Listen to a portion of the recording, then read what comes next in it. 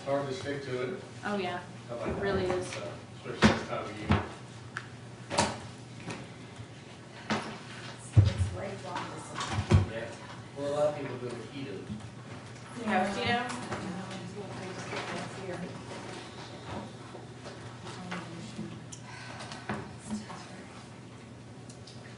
and is Miss Mostert coming back? She's parking the car, yeah. Okay. She just threw us out of the car. She barely stopped.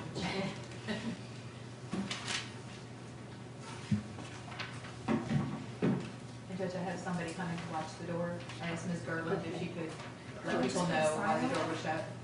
Okay. People ignore signs. They don't pay attention to I signs. put the TV. Yeah. They'll walk in. They still- Part of them to read.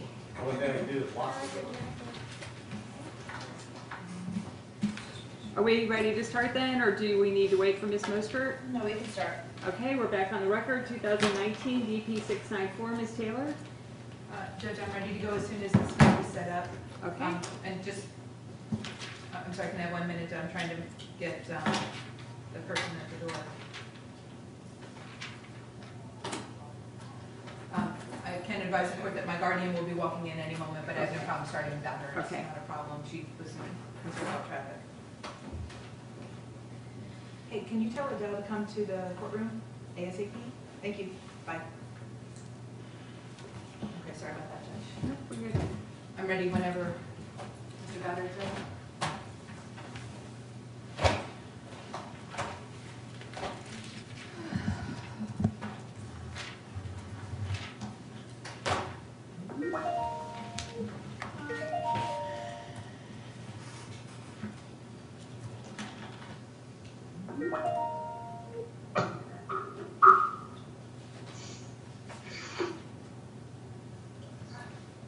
Hello.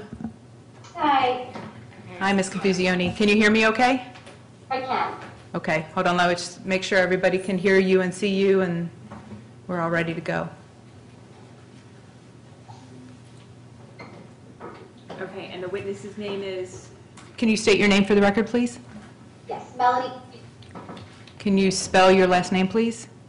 CONFUSIONE. And am I swearing in the witness? Yes. Okay. Ma'am, I'll have you raise your right hand, please. Do you solemnly swear or affirm that the testimony given in this matter will be the truth, the whole truth, and nothing but the truth? I do. Okay. Ms. Taylor? Thank you, Judge. Good afternoon, Ms. Confufiane. Am I saying your name right? Yes. Okay, I don't think I ever asked you. Where are you employed? CANNIZZARO'S Pediatric Center Okay, and where is that located? in Longwood, Florida. And what do you do there? I'm a pediatric RN and the clinic administrator. Okay, you said pediatric what? I'm a pediatric and I'm the clinical. So, Yeah. Hold on 1 second. We're having trouble hearing you. I can see you saying the words, but we're having trouble hearing what you said. right, so that's why. Well, we're going to keep backing up and trying. Hopefully that it will work. But Okay. I mean, you guys did a test of this, correct? I mean, there was a test done. Mr. Yeah, the Yes. test wasn't very good. The test wasn't good? No. In fact, this is better than the test. Right, so this was supposed to be tested. That was my objection, Judge, if you recall. I know. Let's see if it can get any better. If not, I was not able to hear her answer. I understand, Judge. I wasn't either. Okay, Ms. Confufiane, it's not your issue, so we're not talking negatively of you, but we have to have a good connection so everybody hears what you're saying. So let me try that again. What do you do at CANNIZZARO? I am the clinical and I'm a RN. That's Yeah, not- it's just like the first word is coming through and then the rest is intermittent. I have an additional, do you want me to try An additional what? a microphone? If you try it, it's worth a shot. Give me one moment. Yes, ma'am. I don't know if that was the issue or not, but I'm not technically inclined, so.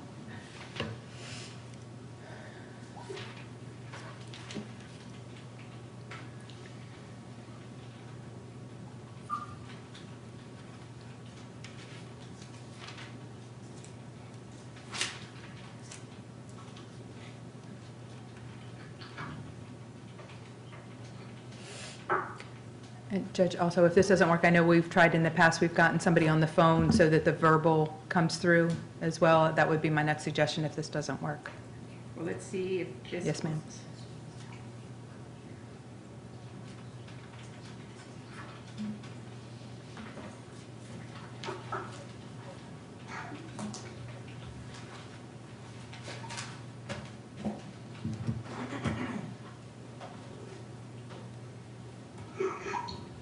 Right. Miss, is that any, Nope, it's really not.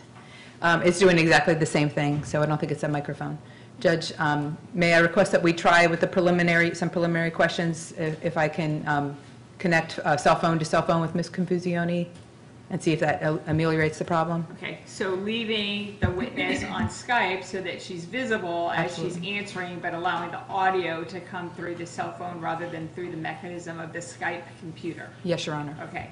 Is there any objection to trying that? I'm just gonna renew my old objection that I had at the time, and, you know, we did request that this be done in advance to determine whether or not there were technical issues, so I object because I'm not sure if it's gonna match up. Okay, well, let's try, and Okay. if it does not match up or it doesn't work, then it won't work. Right, I mean, So, you know, thank you. the microphone working, is any better? No, it's doing the exact same thing, right? Do you have your cell phone handy? I do. Okay, I'm going to call it right now, all right? Okay.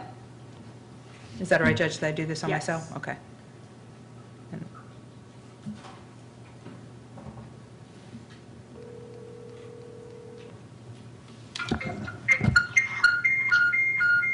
I have you on speaker Okay. and my computer muted. Okay, can you turn your cell phone all the way up? Yes.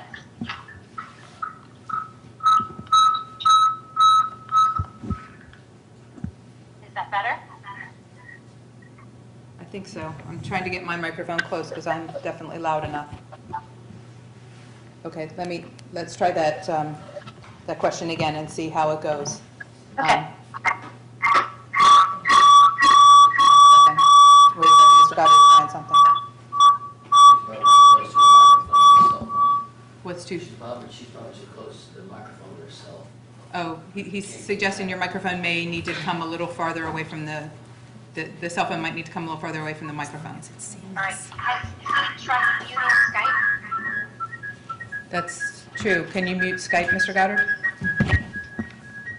I don't know if that stopped that feedback.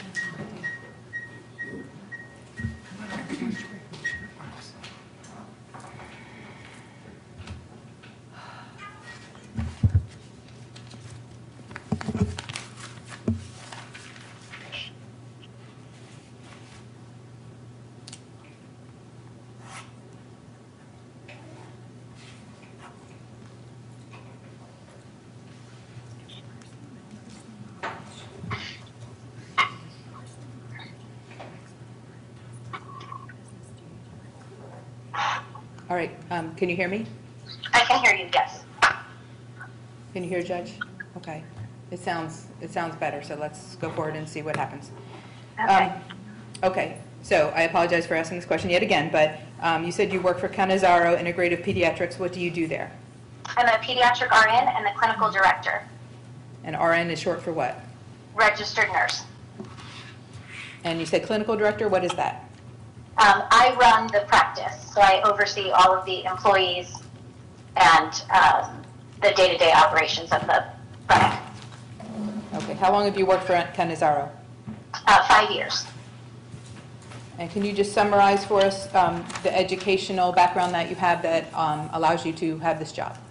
Yes, I have an associate's degree, and I have been in pediatrics for 20 years. I have worked in urgent care for 13 years. I worked at a hospital for about 5 years in the mother-baby unit and a pediatric unit, and I have run an additional office for 5 years. Okay. Can you describe the concept behind your practice? Yes. Just briefly. We're an integrative, holistic pediatrician, so it kind of means that we try and look at healthcare from a preventative standpoint, and we try and treat issues that arise at the root cause as opposed to throwing Band-Aids on situations. What type of involvement do you seek to have with your patients? I like to build a personal relationship with my patients, mainly based on education. I like to have all of my patients be equipped to be able to handle their own health care and kind of work in relationship with them to build a relationship based on education to keep them informed. How would you describe the size of the pediatric center? Like the number We have about 1,000 patients and 6 employees. Okay. How would you describe your involvement with each patient? Very involved. I try and build relationships with the majority of our patients. Okay. Do you know a child by the name of Obadiah Azriel? I do. And how do you know him? He's a patient or was a patient of our practice. And when was he a patient of your practice? At the end of last year to the beginning of this year. So he came in September 2018, and the last time we saw him was in February. Of what year? Of 2019. Thank you. Do you know Robert Buskey and Julia French? I do. And how do you know them? As the parents of the Obadiah. Okay. So when you first became aware of them in September of 2018, what caused you to become aware of them at that time? They enrolled in our practice and brought their child in for the first visit when he was a week old. Okay. What date was that? I believe it was the 14th of September, but I can check my notes if you need me to. Okay. I'm good for now. Okay. Did both parents attend that visit? They did. So you got to meet both parents that first day? I did. As well as the child? Correct. And you said he was a week old. How many total visits to your practice did the family make? I believe 5. And when they first came into your practice, how did you gain information about the family and about the child? They do an intake form, a kind of a consent form, and then we do a verbal interview. What kind of questions are asked on the intake form? Demographics. Just a moment, there's an objection. I'm objecting for best evidence. The best evidence would be the intake form as to the questions on the intake form. Sustained. Just wait for the next question. Did the parents complete that paperwork when they came in? They did. Do you know which of the 2 parents completed it, or if it was only one? There was both handwritings. We also have both initials and signatures. Okay. How did the parents describe their relationship to each other when they came into the practice? It's a question on our consent form. Just a moment, let me interrupt you, there's an objection. Hearsay? Sustained.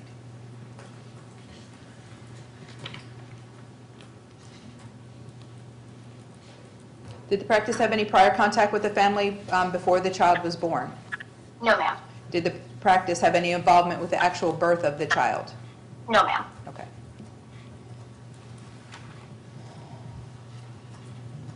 What information did the parents tell you about the birth of the child? It was a home birth. Just a moment, I'm sorry, hold on, there's an Objection to objection. hearsay. Sustained. Judge, perhaps at this time, as we tried to do earlier today, there are documents that I intend to introduce into evidence that relate specifically to this witness. I held off because the counsel indicated it may take longer than 15 minutes, but perhaps we need to address it at this point. It's just going to be very difficult to get through the testimony without that. Okay. So perhaps, I'm trying to think of the best way to handle that. I can mute the call or call the witness back. The sound is already turned off there. That way she won't be part of the conversation if that's what is being requested when I make that motion. Sorry, I don't know what the forms are. Okay, well, at this time I'm moving into evidence. I'm sorry, what's been marked as Petitioner's Exhibit G for identification, and I believe there's an objection. Not for me. I don't know. Yeah, if I could just clarify, so is the witness being called as the custodian of records to lay a foundation to get this in, or are you doing it contemporaneous with the witness testimony for another reason? I'm seeking to admit the medical records of the practice wholly separate from anything else in this case. In addition, I intend to call the witness. But the records are admissible on their own account. They're attached to an affidavit of custodian of records. This lady does happen to be the custodian of records, but given this is by Skype, that would be very difficult to accomplish. However, the affidavit stands on its own. It's attached to the documents, and the affidavit as well as the documents were filed in the court file in April of 2019. Okay? She hasn't laid a foundation that this person is the custodian of records. Well, I'm just pointing that out. Right. You know, I guess I'm not sure why we would rely on an affidavit of custodian records and call the witness at the same time. If we weren't trying to get the records in through the witness that's offered. well, as I understand what Ms. Taylor just said, she's presenting the documents as evidence based on the certificate of the custodian of records, who coincidentally is this witness, but that's a happy coincidence. I think it wasn't that's where I'm purposeful. at with that, because I'm not sure if she's intending to use these documents and ask the witness questions based on these documents. I guess that's what I'm wanting to know, because that's what I'm confused about. I expect that that will happen. Once they're in evidence, they're able to be published and able to be testified about and read into evidence, so yes. Well, so if we're taking the standpoint that they come in, and I'm not saying that they are, just if we're taking the standpoint that they come in as a business record, then why are we examining the witness as to what's on the record? I don't know until we get to any particular question. Okay, 'cause We I- might not need to. I guess that's my confusion in a nutshell. Until I get the records in, I don't have the evidence, so I secured a witness as well. If the evidence comes in, then I will have to address the questions that I asked the witness, given any objections that are made, once that evidence is entered. Okay, so I'm going to fast forward and get to my objection on this coming in. I will stipulate that information that is objectively obtained, body temperature, vital statistics, things of that sort can come in, because I would stipulate that that would be information that's kept in the regular course of business. Information that's contained in these notes that's outside of what the person who wrote the note, that's outside of their duty, that's subjective, I would object to that sort of information coming in, and I would ask to have it stricken from the record. For example, other hearsay statements that might be contained within the business records of the medical institute. Exactly. And I have a cite to that I can just put on the record. Reading from Earhart's, I'm just going to read it into the record. While some portions of medical and hospital records may be admissible, other portions of the records may be inadmissible. If the person with personal knowledge of the facts recorded does not have a business duty to record the information, the entry will not be admissible under 90.803 sub 6. And there's a footnote to a case, Liney, L-I-N-I-E, v. State. That's an 80 Southern 3rd, 382, Florida 4th, DCA 2012. Abuse of discretion to overrule hearsay objections to statements by the mother and EMS contained in the child's hospital records. Essentially, in that case, the court found that information, statements that were given were inadmissible. And then Earhart's gives us an example. For example, a statement in a medical record that the patient was injured while involved in a, quote, shoving or wrestling match would not be admissible under 80.8036 if it could not be shown that a member of the hospital or medical staff had personal knowledge of those facts. So I'm objecting to information being accepted as hearsay under those grounds.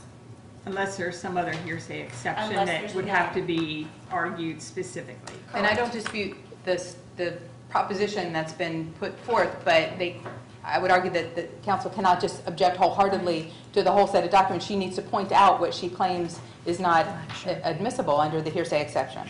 Okay. I think everyone agrees in theory that anything contained within those medical records that's outside of a medical record, it is inadmissible absent some other exception, as it would be hearsay. But I don't know if you want if you have an extra set of the documents that Ms. Sharp could highlight those portions that she's objecting to, I will ignore or disregard any such highlighted portions unless they come in through some other exception. Does the defense counsel Campbell have it said? I have one somewhere. And if I could just make one more substantive point. I just want to point out that also in 803,